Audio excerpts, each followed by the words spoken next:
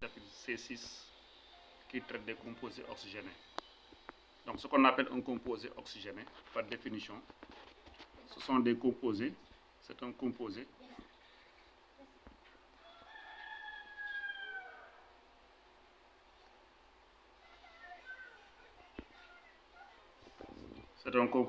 qui contient l'élément oxygène.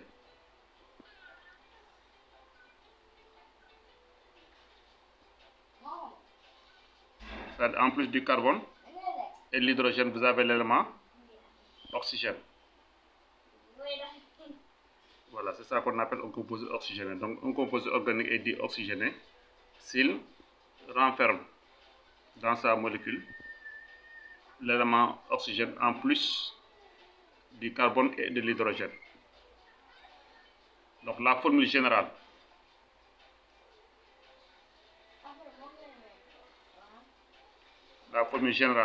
d'un composé oxygéné s'écrit CX HYOZ avec X, Y, Z des entiers naturels non nuls. Maintenant, dans le programme de première, Z peut prendre deux valeurs. Premier cas, pour Z égale à 1. Donc ça donne CX HYO. Et ici, nous avons principalement 4 familles chimiques. La première famille, c'est la famille des alcools.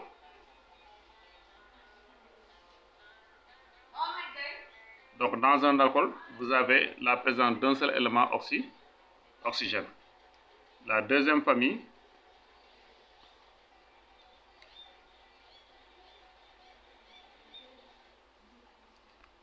vous avez les hétéroxydes.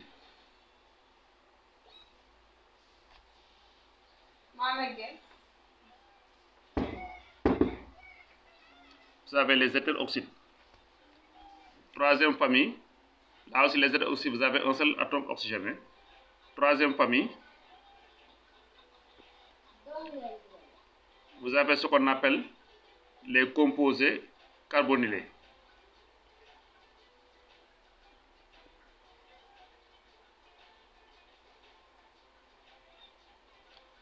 Vous avez les composés carbonylés. Les composés carbonylés, là aussi vous avez un seul atome oxygène. Mais dans les composés carbonylés, on répartit ça en deux entités. Vous avez ce qu'on appelle les aldéhydes.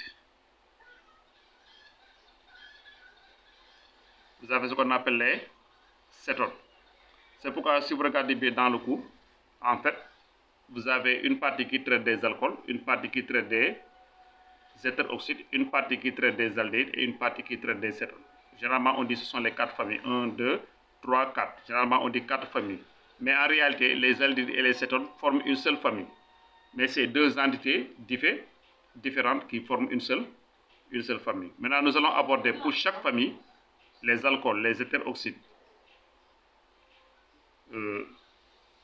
les aldéhydes et les cétones. Pour chaque famille, nous verrons quelles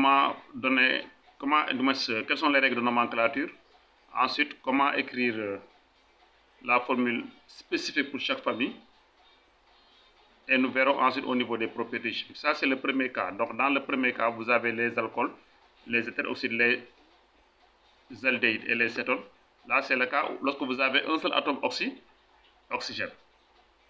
Maintenant, deuxième cas, là, vous allez avoir ici Z égale à 2. Dans ce cas, la formule générale s'écrit CX HYO2. Donc, vous avez deux atomes oxygène. Là, vous avez deux familles principalement. Vous avez ce qu'on appelle les acides carboxyliques.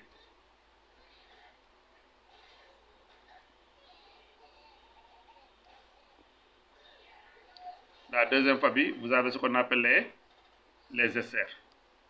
Donc, les acides carboxyliques contiennent deux atomes oxygène dans leur molécule. Les esters aussi contiennent deux atomes oxygène dans leur molécule. Donc, si vous regardez bien, les 4 familles qui contiennent un seul atome oxygène et les deux familles ici qui contiennent deux atomes oxygène, ça fait donc globalement 6 familles. Donc, pour chaque famille, nous verrons quelles sont les règles de nomenclature, la formule générale, éventuellement les propriétés chimiques. Donc ça, c'est la première partie du cours.